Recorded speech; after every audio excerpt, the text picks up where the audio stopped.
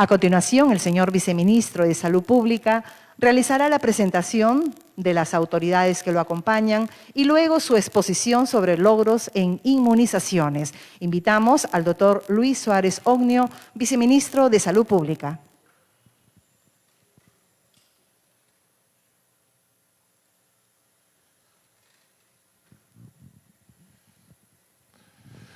Muy buenas tardes con todos. Muchas gracias por acudir al llamado para estos viernes informativos en que queremos brindar la información de lo que estamos como Ministerio de Salud y como Gobierno tomando las medidas en los diferentes aspectos que tienen que ver con el control de la pandemia. Este viernes lo estamos dedicando a conversar sobre el tema de las vacunas y especialmente de cómo va todos los procesos que nos van a llevar a tener la vacunación contra el COVID-19 en nuestro país. Nos acompañan en la mesa el ministro Arturo Jarama, del Ministerio de Relaciones Exteriores, quien es responsable dentro del Ministerio de Relaciones Exteriores de la conducción y la coordinación del Comité Multisectorial para la adquisición de las vacunas. También está el doctor Carlos Castillo, que es asesor del despacho viceministerial. Él es un reconocido especialista en el tema de vacunas y de enfermedades inmunoprevenibles. Y el doctor César Cabeza Sánchez, jefe del Instituto Nacional de Salud.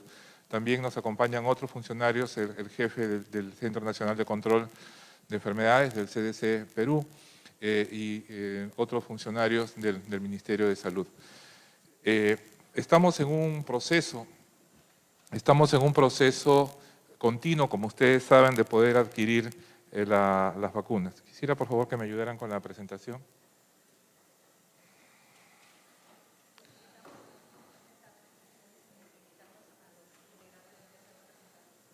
Sí.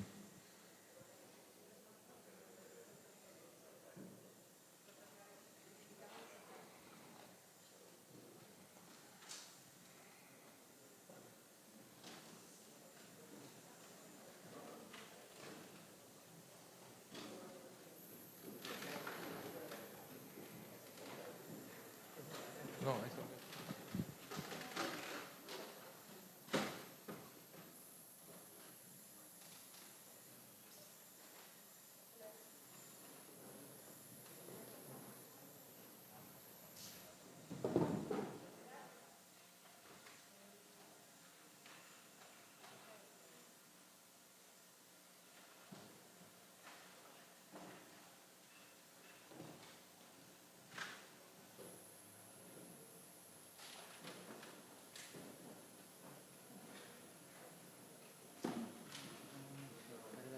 No hay problema.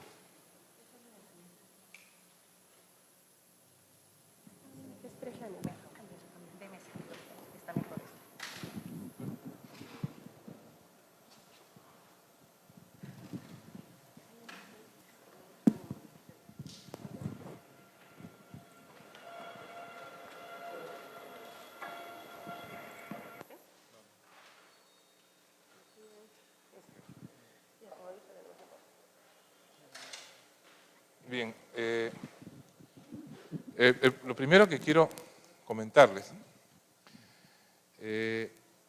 los médicos que ya tenemos algún tiempo de servicios, el que habla tiene 30 años trabajando en prevención y control de enfermedades infecciosas en el país, quizás podemos entender mejor la importancia de las vacunas. En esta lámina que les estoy mostrando aquí, lo que podemos ver es la poliomielitis, una enfermedad que producía parálisis de niños, parálisis de los miembros inferiores, muy incapacitante, fue erradicada del continente americano en el año 1991. Esa es la fotografía del último caso. Anteriormente la poliomielitis producía epidemias que dejaban a muchos niños con una severa discapacidad para toda la vida. Gracias a las vacunaciones se logró erradicar la poliomielitis por el virus salvaje de las Américas. El tétanos neonatal, otra causa importante de muerte, de enfermedad grave y discapacitante para los niños en el Perú y en toda Latinoamérica, ha sido superado gracias a las vacunas.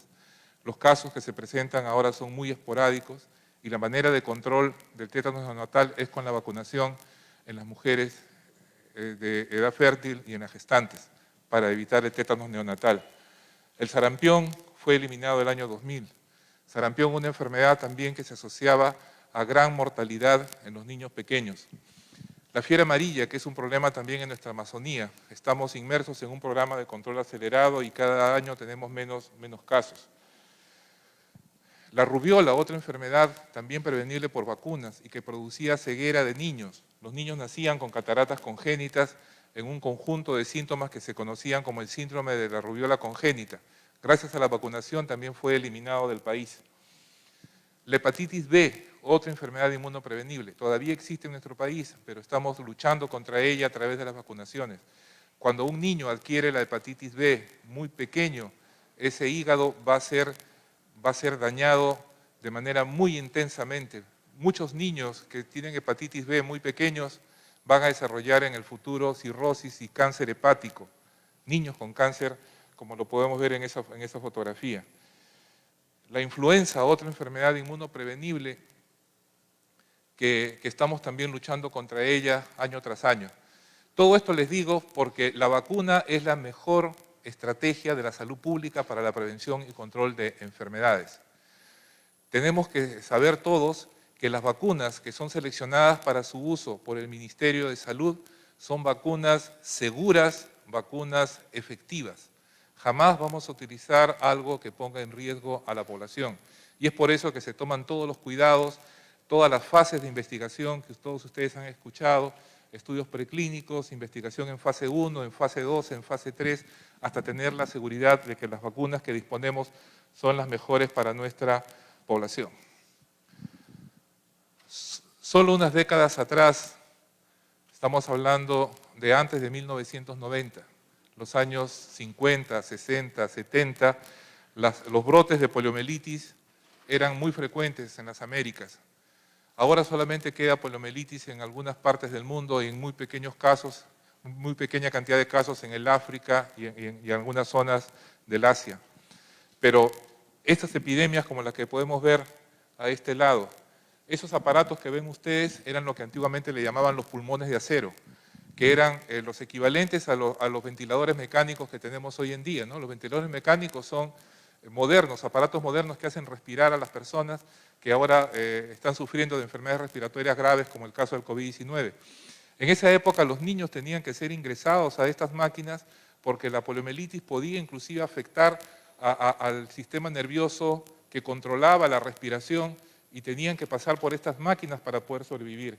Habían hospitales llenos. Acá en el Hospital del Niño teníamos salas para ventilación mecánica.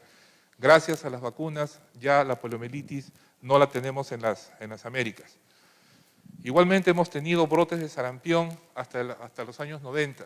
1992-93 tuvimos la última gran epidemia de sarampión en el país. Más de 25.000 casos de sarampión y más de 300 muertes tuvimos a nivel nacional por el sarampión.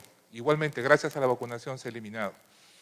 La vacunación, vuelvo a insistir, es la mejor estrategia de la salud pública, es la mejor herramienta que disponemos para poder controlar las enfermedades. Se nos viene un gran reto, el gran reto de vacunar al país para esta terrible enfermedad, el COVID-19. Estamos dando todos los pasos necesarios, pasos seguros para poder contar con una vacuna que además de ser efectiva, sea una vacuna segura para la población. Quiero invitar al ministro Arturo Jarama para que nos haga la presentación de cómo va el proceso que está realizando el país en las conversaciones que se tienen con los diferentes laboratorios y las instituciones para la adquisición de la vacuna. Por favor.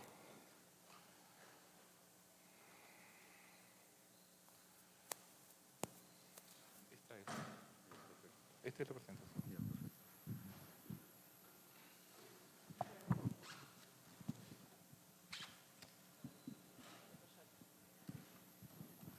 Muy buenos días. Muchas gracias, señor viceministro. Me voy a referir de una manera muy resumida al estado de las negociaciones para acceder a la vacuna contra la COVID-19. En primer lugar, habría que reconocer, y me tomo el atrevimiento siendo no médico, la naturaleza de la incertidumbre, que es lo que predomina actualmente en el mundo. Incertidumbre porque no hay tratamientos contra la enfermedad, estamos negociando vacunas que aún no existen, no sabemos cuáles serán las dosis pertinentes, no sabemos cuál será el grado en que se mantengan los anticuerpos en aquellas vacunas que funcionen, en fin, una situación delicada y como bien dice el señor viceministro, pues tenemos la obligación de conseguir las vacunas seguras y eficientes. En ese sentido, lo que ha hecho el Estado es crear una comisión multisectorial que preside el ministro de Relaciones Exteriores y que, como ustedes saben, está integrada también por la ministra de Salud, la ministra de Economía y Finanzas, la presidenta del CONCITEC, el jefe del INS, la presidenta de Salud, los rectores de la Universidad Cayetano Heredia, San Marcos y un representante de la presidencia del Consejo de Ministros. De esta manera se busca darle un tratamiento rápido, un tratamiento multisectorial, que es el que corresponde a un tema tan importante para el país como es el del logro de una vacuna contra la COVID-19. En ese sentido, esta comisión multisectorial, como también se sabe, permite la coordinación, la consulta con personalidades tanto del sector público como del sector privado. ¿Qué es lo que hemos hecho desde un primer momento? Desde un primer momento nos fijamos tres frentes. El multilateral, aquellas coordinaciones con países clave y directamente con los laboratorios. A nivel multisectorial, o a nivel multilateral, perdón, lo que se hizo fue, en primer lugar, definir una posición. Nuestra posición es que el Perú busca salidas multilaterales para un tema tan delicado como es el de esta pandemia. Y en ese sentido, firmó un acuerdo en un primer momento con una veintena de países que luego se extendió a más de 60, entre los cuales estaban los países más importantes del mundo. De forma tal que coincidimos en la necesidad de que la vacuna sea un bien público universal. A partir de este acercamiento realizamos coordinaciones políticas que lideró el propio jefe del Estado y en ese sentido, recordarán ustedes, el presidente se reunió, por ejemplo, con el primer ministro de Gran Bretaña, la canciller de Alemania, el presidente de China, el presidente de Estados Unidos, el presidente de Corea del Sur, el primer ministro de Japón. Y paralelamente el canciller hizo lo propio con sus homólogos. Y paralelamente también nuestras embajadas siguieron estos contactos para fortalecer estas posibilidades. Esencialmente lo que se les dijo era que a partir de las coincidencias políticas que he mencionado, podíamos realizar investigaciones conjuntas precisamente mediante ensayos clínicos. Y en ese sentido el Perú, que tiene experiencia en este tipo de pruebas, que tiene personal capacitado para ello, así como centros de investigación, se ponía como potencial socio para poderlos llevar a cabo. Las respuestas fueron diversas, algunos países aceptaron, algunos laboratorios se interesaron, otros no. Paralelamente también nos dirigimos a los propios laboratorios de estos países. Por ejemplo, en el caso de China nos dirigimos a Sinopharm, que vino finalmente aquí al país, Sinovac, CanSino, de Gran Bretaña, Oxford AstraZeneca, el Imperial College, Alemania, CureVac, que también está llevando a cabo ensayos clínicos, Estados Unidos, numerosos laboratorios, en Brasil, con la Fundación Oswaldo Cruz, Fiocruz, y también con el Instituto de Investigaciones Butantan, con Japón, con la India, que como ustedes saben, tiene las principales fábricas de vacunas en el mundo. Muy bien, ¿qué hemos logrado a nivel de ensayos clínicos? Por ejemplo, hemos logrado que Sinopharm, que está aquí ya, trabajando desde septiembre, está muy satisfecha con los logros obtenidos, el trabajo conjunto que realiza con las universidades Cayetano y San Marcos, de forma tal que ha ampliado sus estudios. Ahora va a trabajar con 12.000 voluntarios. CureVac, de Alemania, pasó la fase 2 y está pronto a iniciar la fase 3 en el mes de noviembre con 1.600 voluntarios. Johnson & Johnson está momentáneamente en pausa, pero persigue trabajar con 5.000 voluntarios. AstraZeneca también está en pausa con una cantidad similar. Sin embargo, tenemos otros laboratorios que han tocado nuestras puertas y han expresado su interés en seguir trabajando o iniciar este trabajo de investigación de fase 3 en el país, de Francia, China, Australia y Reino Unido. Lamentablemente nos han pedido que por razones de confidencialidad no precisemos los nombres, pero probablemente empiecen en el mes de, 3 de ellos por lo menos en el mes de diciembre de este año. ¿Qué es lo que estamos negociando? Lo que estamos negociando naturalmente son dosis para nuestra población. Por ejemplo, con Sinopharm la posibilidad de atender a 10 millones de habitantes, con Gamaleya otro tanto, con COVAX de Estados Unidos para 3 millones, Novavax probablemente 6 millones, Johnson & Johnson les pedimos 10 millones, con AstraZeneca negociábamos 13, con Sinovac 6.6, que equivale al 20% de nuestra población. Lo que les proponemos, aparte del interés en adquirir las vacunas, es el plazo de entrega. Como ustedes saben, tenemos una fecha clave, que son nuestras elecciones en primera vuelta en el mes de abril, y por tanto nuestro interés prioritario es de obtener vacunas para el primer trimestre. Y eso es lo que se está negociando, no se puede precisar aún las cifras, porque, como sabemos, pues, el proceso obliga a obtener las certificaciones de las vacunas. Las vacunas no se pueden vender libremente, tienen que pasar un periodo de certificación, de aprobación, por lo que se llama agencias reguladoras de alta vigilancia. Y hasta que ello no suceda, no se pueden comercializar. Y estamos sujetos, por tanto, a esos plazos. Algunas nos prometen para el mes de enero, otras para el mes de marzo, otras para el mes de abril. En fin, eso lo estamos coordinando a nivel de la Comisión Multisectorial que se ha mencionado a fin de poder determinar las fechas y así o lograr nuestro objetivo de poder vacunar a un importante porcentaje de nuestra población el primer trimestre del próximo año. Tenemos algunas conclusiones. Es difícil negociar. Es difícil negociar porque la información es incompleta. Actores claves, ustedes ya han visto el caso de AstraZeneca, el caso de Johnson & Johnson, que están sus ensayos clínicos en pausa. ¿Por qué? Porque los procedimientos están sumamente acelerados, lo que normalmente dura unos 7 años lo estamos tratando de hacer en menos de un año, y por eso surgen algunas eventualidades, y como al mismo tiempo existe la necesidad de que los resultados sean seguros y eficaces, como bien ha dicho el señor viceministro, nos vemos, digamos, obligados a respetar estos procedimientos y las necesarias pausas que hay. Ahora bien, nos estamos dando cuenta que existe una amplia oferta de vacunas. Al principio parecía que la oferta iba a ser escasa, pero sin embargo por el cuadro anterior nos estamos dando cuenta que sí existe una posibilidad amplia de poder escoger entre algunos laboratorios y es lo que estamos tratando de hacer. Al mismo tiempo, ningún laboratorio está en capacidad de atender el 100% de nuestras necesidades. En ese sentido, se está viendo la posibilidad de determinar una canasta de vacunas, probablemente sean 3 o 4 laboratorios. Los precios fluctúan entre, bueno, el más barato era el de AstraZeneca, $4, hasta 37 o 40 dólares otros laboratorios. De forma tal que se trata de hacer una combinación entre cantidades, plazos de entrega y precios. Incluso hay laboratorios, muy pocos, como el de Johnson & Johnson, que nos ofrecía vacunas de una sola dosis. Entonces, como ningún laboratorio ha terminado sus investigaciones, es difícil determinar cuál es la mejor vacuna por su seguridad, eficacia y prevalencia.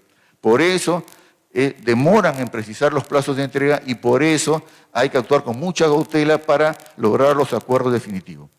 Un aspecto importante que se ha mencionado en estas coordinaciones a nivel de la Comisión Multisectorial es nuestro relativo escaso poder de negociación. Si bien tenemos algunas ventajas, como es el hecho de tener una estructura financiera sólida que nos permite negociar, también es cierto que carecemos de una infraestructura que nos permite producir vacunas. Y en ese sentido, no tenemos esa importante arma de negociación que sí tienen otros países, como por ejemplo Brasil, que puede fabricar sus vacunas, México o Argentina. Entonces, una de las tareas que nos hemos planteado es la de ver la forma de fortalecer la seguridad sanitaria y en ese sentido existe la posibilidad de avanzar en lo que debería ser una planta de producción de vacunas para nuestro país. Muchas gracias.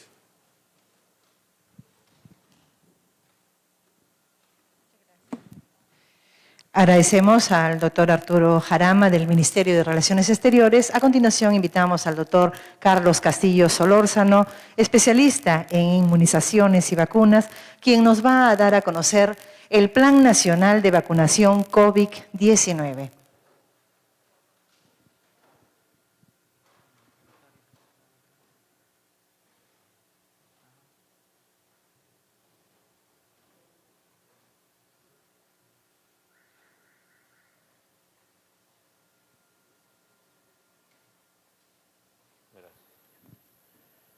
Bueno,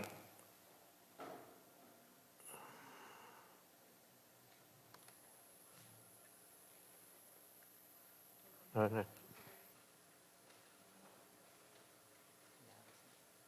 primero.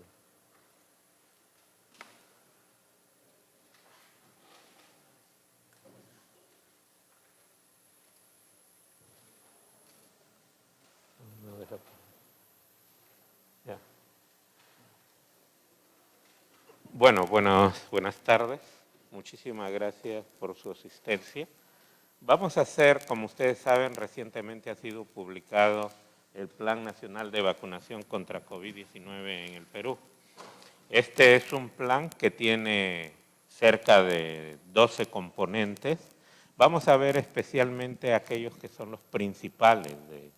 Primero, en cuanto a la finalidad. ¿Cuál es la finalidad de la vacunación? Es la disminución de la morbimortalidad del COVID-19. COVID ya lo conocen ustedes muy ampliamente. Y dentro de esos nos hemos planteado 3 grandes objetivos. El primero tiene que ver que debemos disponer de vacunas seguras, efectivas y de calidad. Ese es principal objetivo de cuando queramos disponer y tener aquí la vacuna.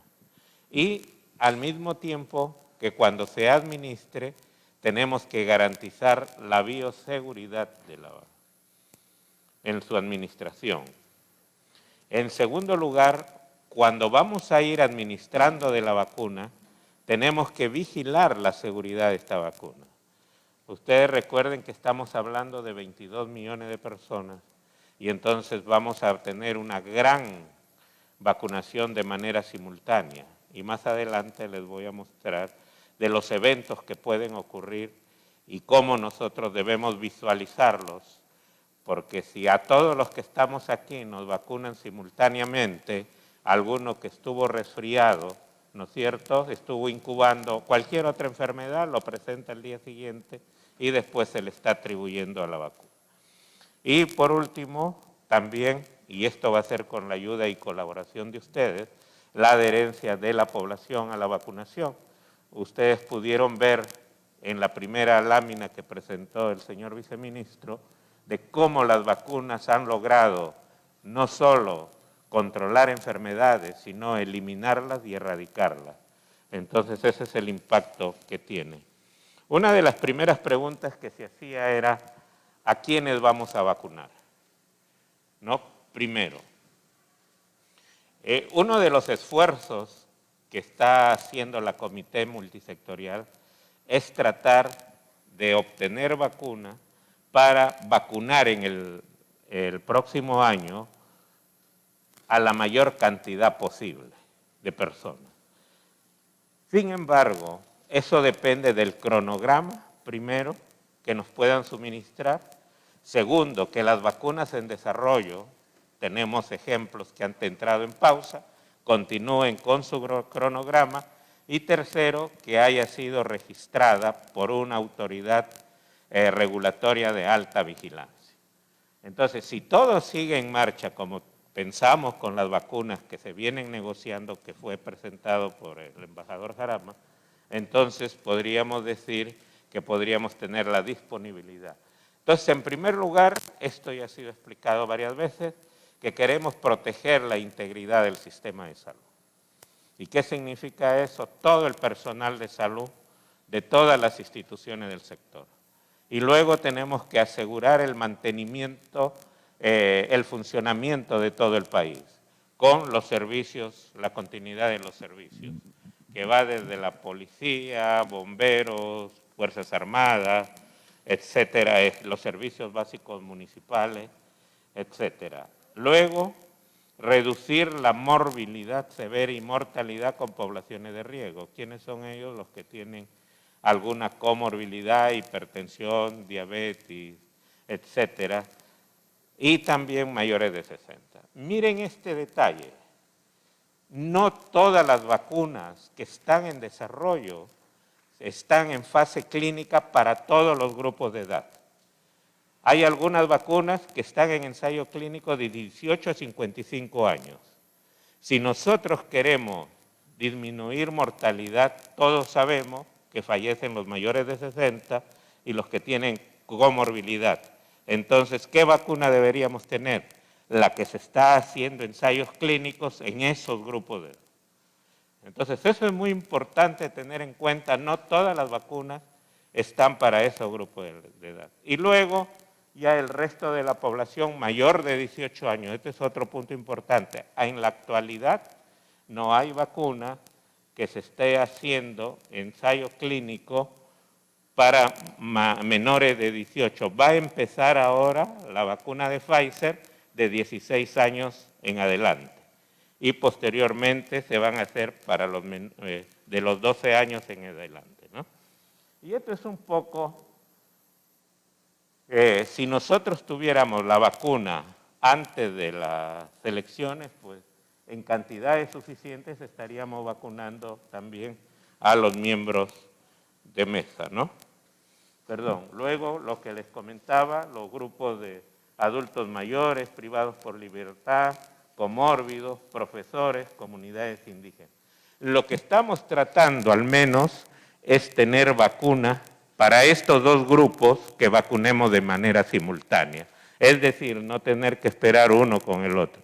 Eso quizá lo vamos a conocer pronto. Y luego la totalidad de la población. ¿Qué estamos haciendo para eso? Y esto lo viene haciendo ya el programa de inmunizaciones y el equipo COVID. Tiene que haber una microplanificación local. ¿Qué quiere decir esto?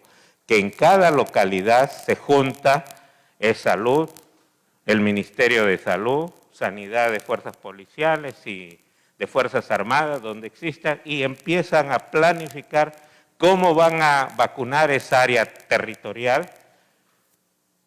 Establecen su cronograma cuando hablan de cuál es la táctica, porque no es lo mismo vacunar en la Amazonía que en la sierra o en la costa, no es lo mismo vacunar poblaciones pequeñas y dispersas que grandes concentraciones. Entonces, ellos definen una táctica. Estos son algunos ejemplos, pero es el nivel local quien nos dice cómo hacerlo. Tienen que escoger la mejor fecha y la mejor hora. Pensemos que la gente trabaja, ¿no es cierto? ¿Cuándo es el mejor momento para poderlos vacunar? ¿Cuándo voy a ir a vacunar allá? ¿Cuál sería la mejor hora que los voy a encontrar? Entonces, y al mismo tiempo tenemos que comunicarles previamente. Así como hay algunas emisoras que dicen, especialmente en la Amazonía, el día 15 a las 6 de la tarde está pasando la barcaza, igualmente, tal día se irá a vacunar a la localidad, ¿no? Y eso nos va a decir cuántos equipos se va a necesitar para cada localidad. Uno de los temas importantísimos es el sistema de información. ¿Por qué? Porque las vacunas que se pongan no son intercambiables. El embajador les dijo, no hay ningún laboratorio que pueda producir cantidad de vacunas para todos los países que tiene compromisos. Entonces, aquí, en el Perú, probablemente tengamos 2 tipos o 3 tipos de vacunas. Las vacunas no son intercambiables. ¿Qué significa eso? Que la primera dosis que a mí me ponen tiene que ser la misma. Entonces, para eso tengo que tener un buen registro, donde yo sepa que usted recibió su primera y recibió su segunda dosis.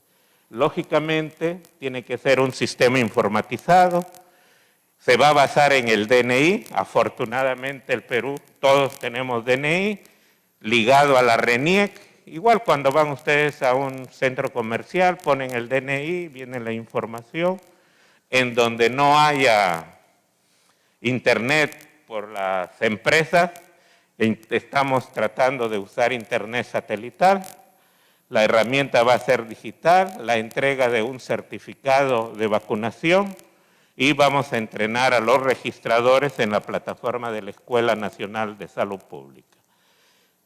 ¿Qué información se va a registrar? Empecemos por el usuario. Va a tener información pública. Él va a poder tener el carnet digital o imprimir en papel. Va a conocer dónde van a vacunar.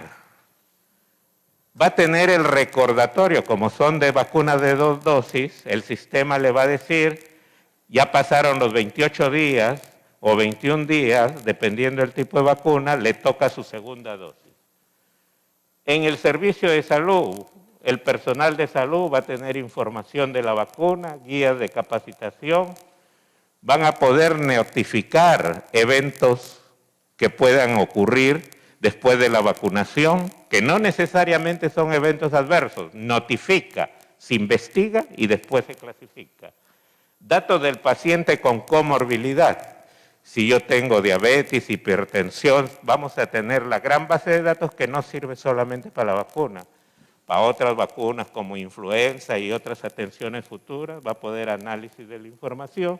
Y a nivel nacional o en la sede regional, cobertura de vacunación, eventos adversos, si los vacunados hay aparición de casos de COVID y análisis de información. Pero todo esto en un solo sistema, no puede ser sistema separado. Comunicación externa con la RENIEC, interna dentro de todos los sistemas, un solo sistema de información. De todos los sectores, eso es fundamental, porque si todos quieren tener su propio sistema de información, ahí vamos a estar con problemas. El otro tema importante es la cadena de frío. Estos son los equipos que tiene cada una de las regiones. Esto es un ejemplo. Y también tiene su mapa de cadena de frío, es decir, a dónde llega la vacuna y cómo se reparte a cada uno de los establecimientos.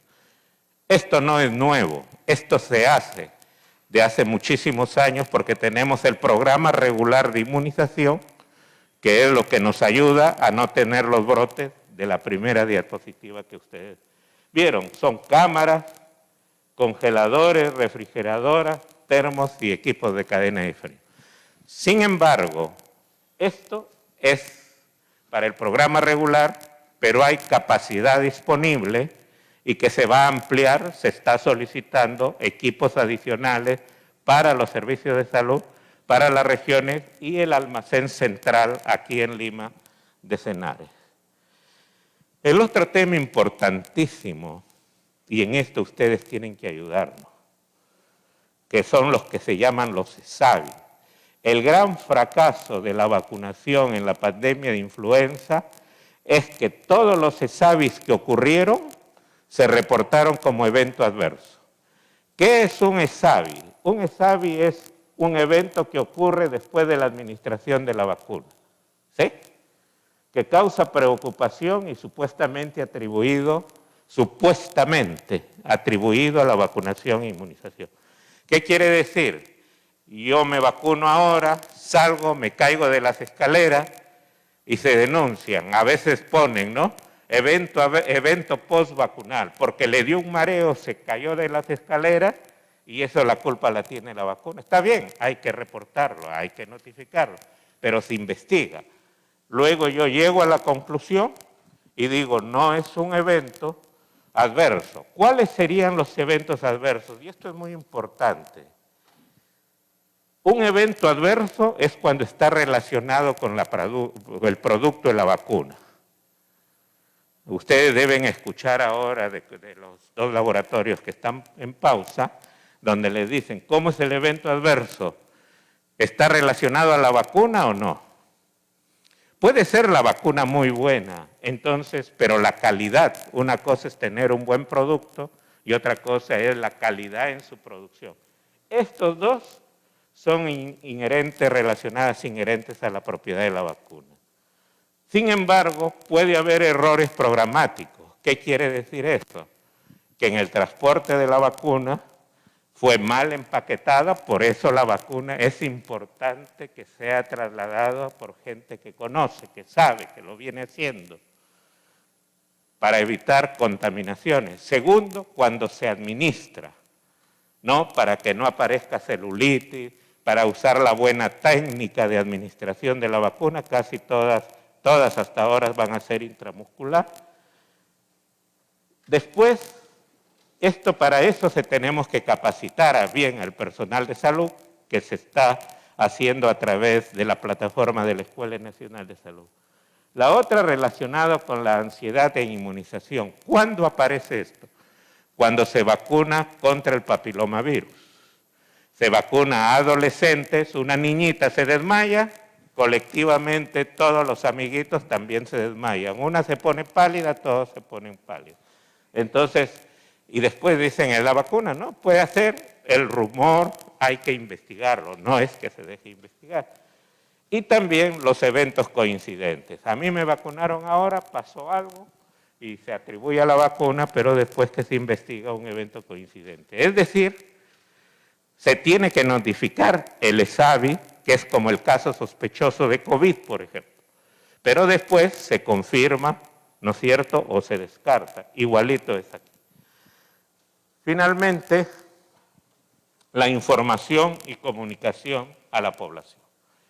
Esto es fundamental, que tenemos que tener una población bien informada. Y gracias a ustedes y a este espacio que tenemos todos los viernes para poder información a la población, ¿no? Y se están viendo diferentes estrategias de información, y no solo que debe estar dirigido a los jóvenes, sino también a los mayores, etc. Decirles que lo que buscamos para el país, y esa es nuestra tarea, y de toda la gente del Ministerio, Relaciones Exteriores, ese comité multisectorial, es querer tener una vacuna segura, una vacuna que sea efectiva y una vacuna de calidad. Gracias.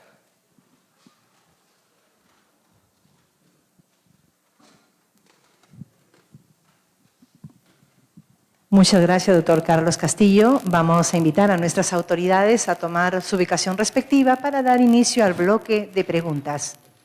Los invitamos a la mesa de honor al señor viceministro de Salud Pública, doctor Luis Suárez Ognio, al señor Arturo Jarama, del Ministerio de Relaciones Exteriores, al doctor César Cabeza Sánchez, jefe del Instituto Nacional de Salud, y al doctor Carlos Castillo Solórzano, especialista en inmunizaciones vacunas.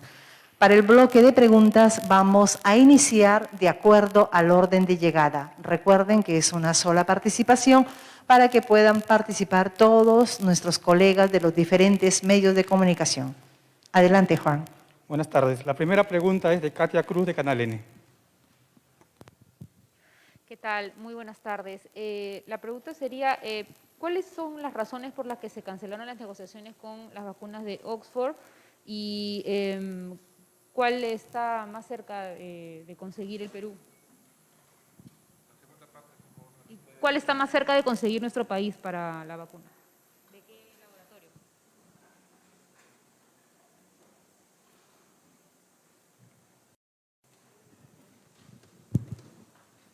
¿Doctor Castillo? Miren, cuando nosotros vamos a introducir una vacuna, miramos 4 aspectos.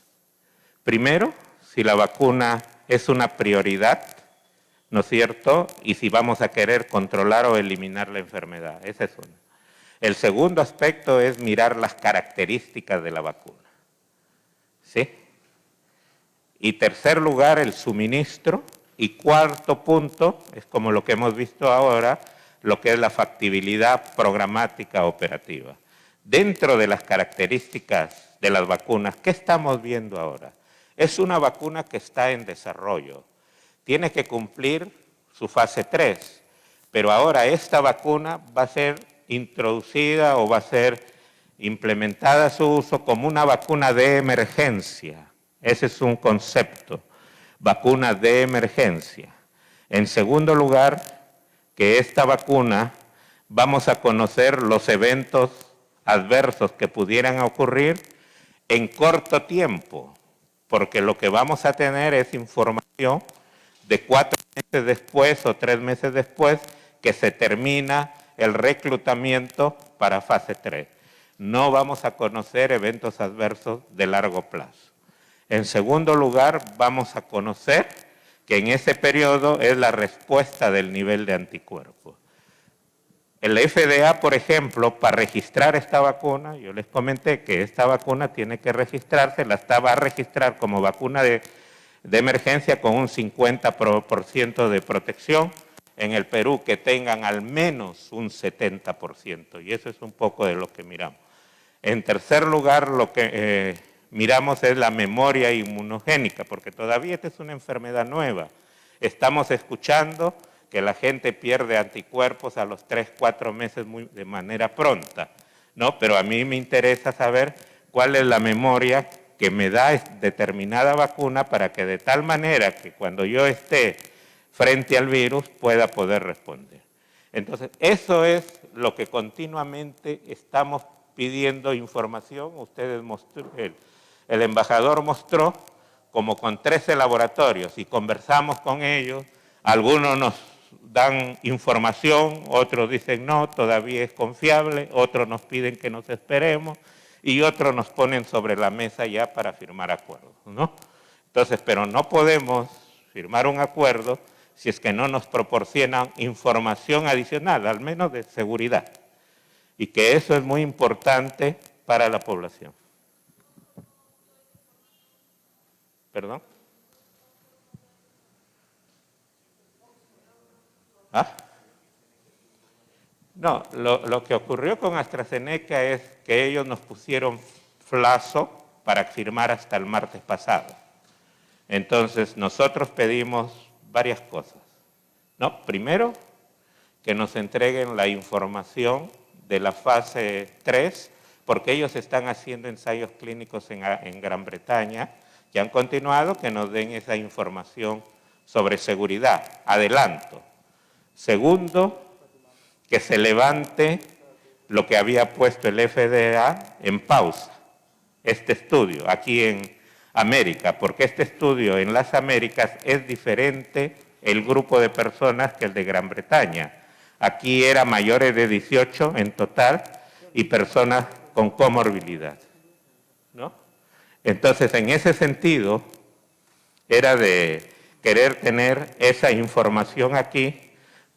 Inicialmente, bueno, nos dijeron que tenían su fecha límite, porque cada laboratorio tiene también su estrategia de producción y su cronograma de entrega. Consulta de Iván Escudero, de Exitosa. ¿Qué tal? Muy buenas tardes. Estamos en vivo para Exitosa. Sobre el tema de la distribución como tal, usted ha mencionado que un factor, por ejemplo, para que se genere algo adverso en la población podría ser que la vacuna se golpee en el camino, en el trayecto.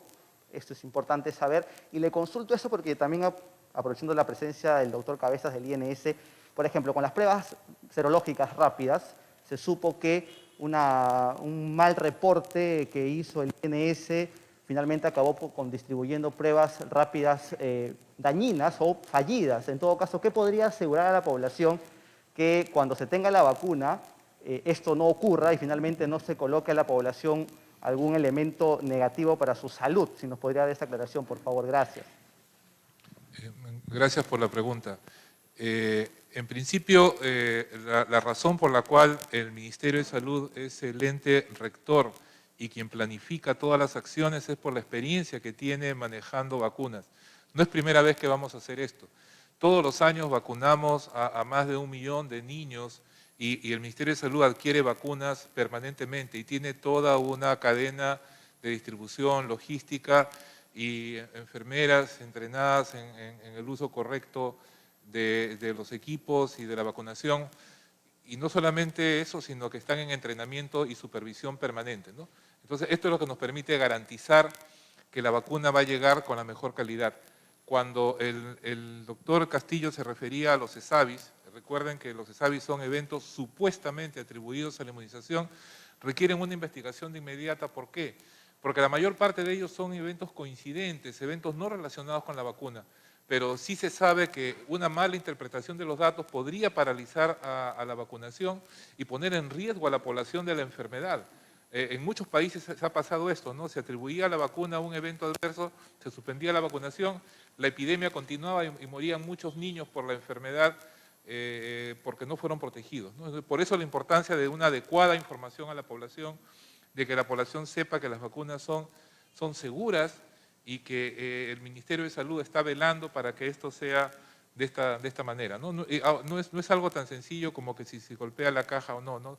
Por eso también toda la cadena de producción de la vacuna, todo es supervisado para que lleguemos a tener la vacuna en óptimas condiciones.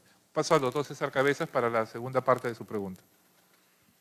Sí, en realidad en todo procedimiento que se usa para tanto vacunas, medicamentos, diagnósticos para humanos, hay que hacer el control de calidad, ¿no? Lo que hizo el INS es el control de calidad de las pruebas y todos los lotes que se usan en el ministerio han pasado por un control de calidad y eso es lo que hace el INS, ¿no? Y si no es adecuado el lote, obviamente no se usa.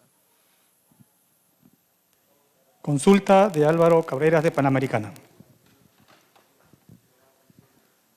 Buenos días con todos. Álvaro Cisneros de Panamericana Televisión. Al respecto de la vacuna de AstraZeneca se menciona de que no hay suficiente información y que el laboratorio había puesto un plazo determinado para firmar el acuerdo. Pero mi consulta es, ¿qué tanta información se puede tener sobre una vacuna en desarrollo en fase 3, como los distintos laboratorios? A diferencia de AstraZeneca y la vacuna china, la vacuna rusa y las demás que están en desarrollo. ¿Qué tanta diferencia hay en estos laboratorios en cuanto a la información que los ha llevado a tomar esta decisión de no firmar un convenio con AstraZeneca? ¿No estamos ante la posibilidad de haber perdido una buena oportunidad de una vacuna que estaba bastante avanzada y que probablemente sea eficaz? ¿O tiene que ver en estos eventos, digamos, que han sucedido en Brasil y en otros países de supuestos efectos adversos? Muchas gracias.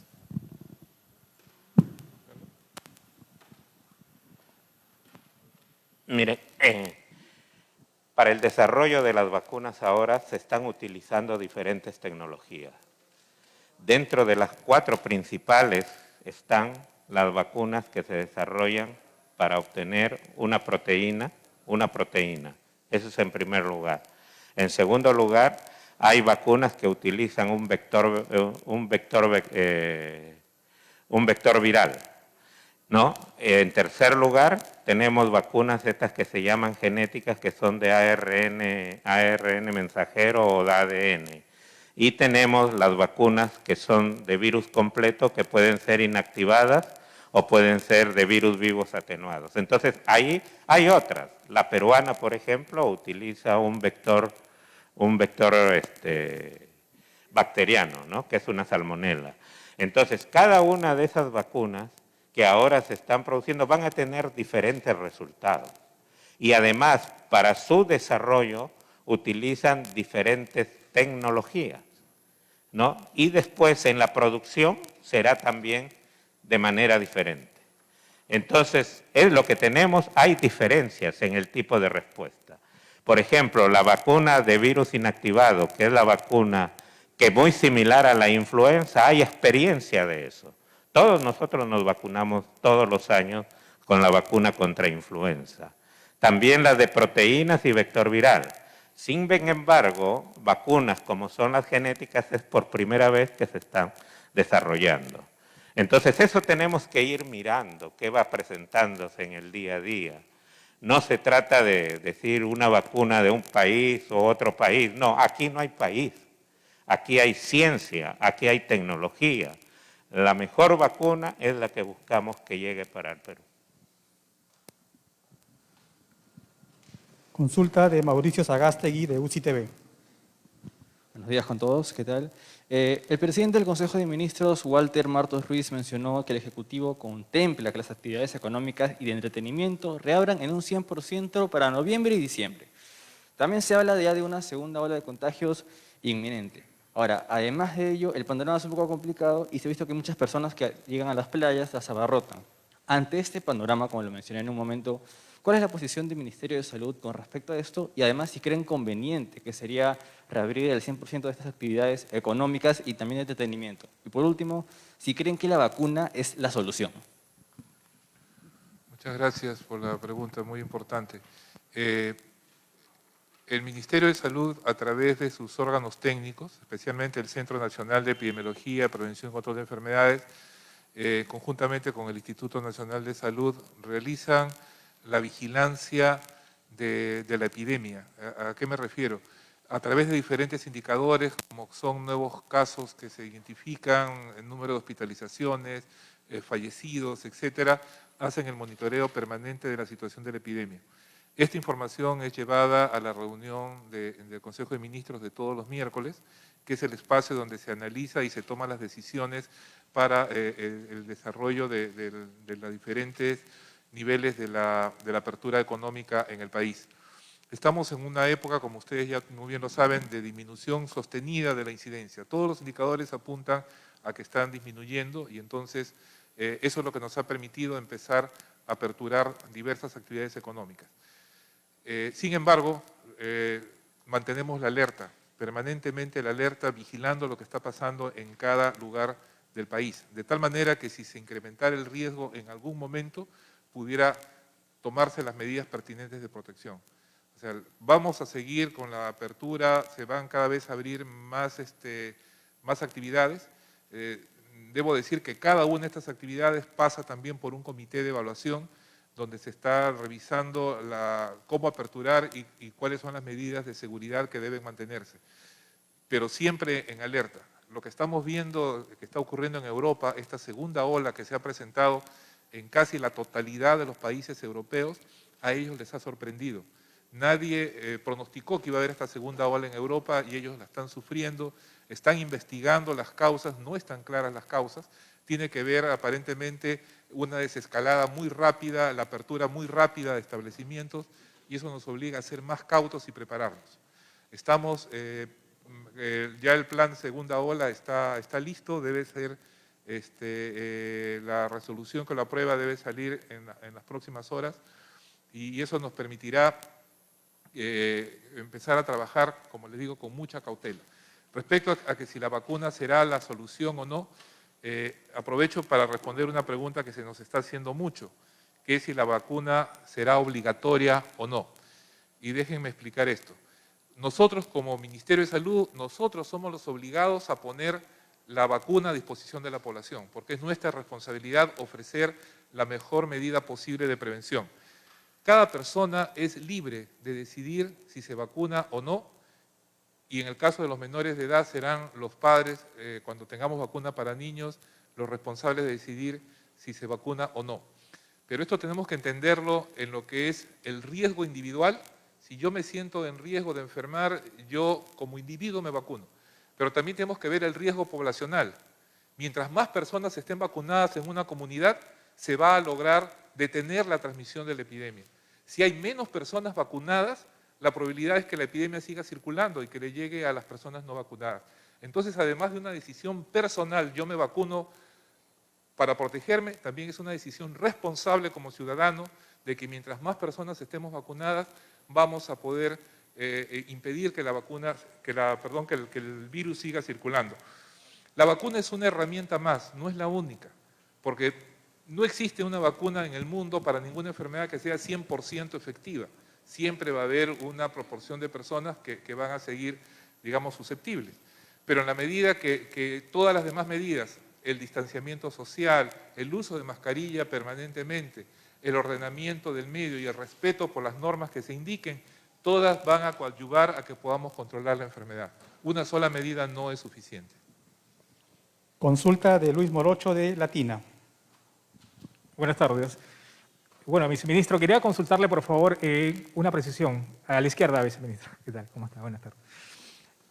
Bueno, hoy día se publica un poco las medidas restrictivas para el acceso a playas y quisiera consultarle cuáles son las razones por las cuales se determina que Lima, Callao y Lima Provincia son para las cuales rigen estas restricciones que el gobierno dispone y por qué no se tomó la decisión en otras regiones del país con alta incidencia de mortalidad y también de contagios, y para que nos especifique, por favor, Cuando se dice que los gobiernos regionales o los gobiernos locales son los llamados a acoger estas recomendaciones o a aplicar otras, ¿hasta qué punto se pueden disponer de acciones de este tipo, teniendo en cuenta que el Ministerio de Salud es que está ha estado en todo caso disponiendo de las medidas específicas para evitar que haya inconvenientes o que se cometan excesos en el transcurso de ese tipo de actividades, ¿no? Sí, voy a decir algo, pero quisiera, por favor, ya que está el micro ahí cerca, la doctora Ramírez es parte de la comisión que ha estado revisando el tema de playas. Yo lo que les voy a adelantar es que todas las medidas que se tienen que tomar, como en este caso de las playas, se ha estado coordinando con las municipalidades, tanto aquí en Lima como también en los gobiernos regionales. No todos los escenarios son iguales, es por eso que se están tomando medidas diferenciadas. No es lo mismo una playa que es balneario, digamos, hay muchos lugares que es el balneario, digamos, quien da sustento a la población, que distritos que tengan una pequeña zona de área de mar, etcétera. Se ha estado evaluando diferentes escenarios posibles. El riesgo se produce cuando hay una aglomeración de personas. Entonces, cualquier actividad que favorezca aglomeraciones de personas son las que pueden incrementar el riesgo de la población. Y nuestro deber es, cualquier norma o cualquier recomendación que se dé a la población, es en ese sentido de prevenir el riesgo de contagios. Quiero que la doctora Ramírez nos pueda dar un alcance. Ella es también médico epidemiólogo, asesora del despacho viceministerial y parte de la comisión del grupo de trabajo.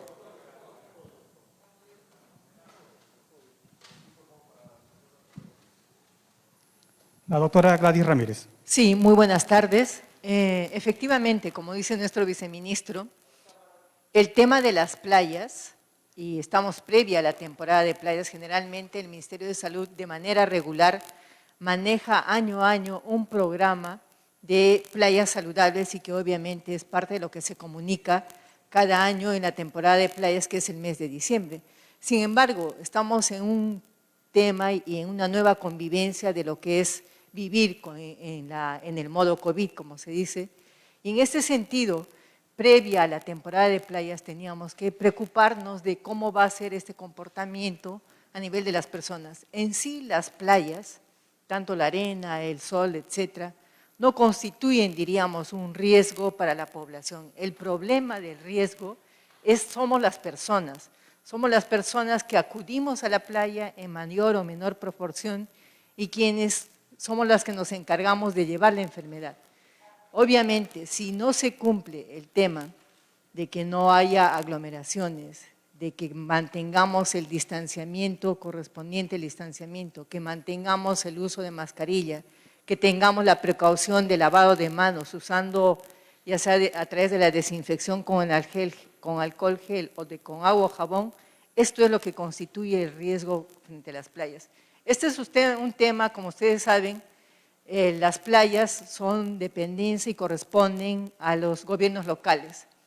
Tenemos diferentes playas, como hemos mencionado también anteriormente, aquellas que están muy cercanas a las ciudades, grandes ciudades como son Lima, y otras que tenemos a lo largo del litoral. Y obviamente en este escenario lo que constituya las directivas sanitarias en relación a las playas se van a tener que dar a nivel de todo el litoral de nuestro país.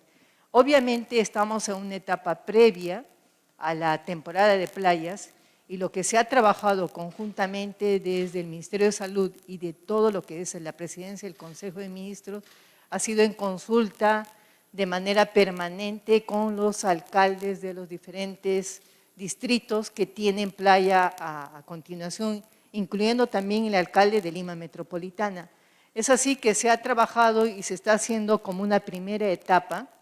Se va a trabajar en 2 o 3 etapas y obviamente en esta primera etapa lo que se ha tratado de ver es justamente las playas que son de Lima Metropolitana, de Lima como departamento y del Callao. En esta primera etapa lo que se va a hacer es justamente no va a haber acceso a la arena, sin embargo de manera alternativa se está trabajando como espacios colindantes a la arena donde los días viernes, sábado y domingo va a haber el cierre del acceso hacia las playas y se va a promover el que la gente empiece a hacer otro tipo de actividad física, como son deportes de caminar, de bicicletear, etc. En ese sentido, un poco en preparación a lo que podría ser en una segunda etapa, ya le damos un aforo a lo que es a la arena de las playas, pero teniendo en consideración las medidas sanitarias que se han mencionado anteriormente. El distanciamiento, el uso de mascarilla, el uso de alcohol gel, el tema de verificar todo de lo que es el mantenimiento a nivel de las playas, de ahí que el trabajo con los gobiernos locales está siendo fuertemente coordinado y obviamente teniendo en cuenta la situación epidemiológica que nos presente nuestro país en su momento, esto va a ser lo que defina finalmente el que si las playas se mantienen cerradas o ya hay un espacio de una apertura de las mismas. Estamos empezando esta primera etapa con lo que es Lima, prácticamente el departamento de Lima y Callao. Y vamos a ir evaluando posteriormente el que se tenga que tomar la decisión siguiente, que sería la apertura de playas con un determinado aforo, con determinadas estrategias que nos ayude y nos permita a evaluar este tema. Muchas gracias. La participación de la doctora Gladys. Sus palabras finales, señor viceministro. Ha terminado el bloque de preguntas. Sí, bueno, una vez más para quizás reafirmar algunos términos que ya se ha dicho. Primero, el Ministerio de Salud está haciendo lo mejor posible para que la vacuna que tengamos sea la vacuna más segura y efectiva que se disponga. Segundo, la gratuidad es total de la vacuna. O sea, ninguna persona va a tener que pagar absolutamente nada para la vacuna. Todo estamos previendo para que esto sea así. Lo otro que ya conversamos acerca de si va a ser obligatoria o no, la vacuna no es obligatoria para las personas, pero totalmente recomendada por el Ministerio de Salud y un llamado a la conciencia de cada persona de que no solamente se está protegiendo a sí mismo, sino al vacunarse está protegiendo a su familia y está protegiendo a su comunidad también. Mientras más personas estemos vacunadas, eso va a permitir que la transmisión no se vuelva a establecer de la enfermedad.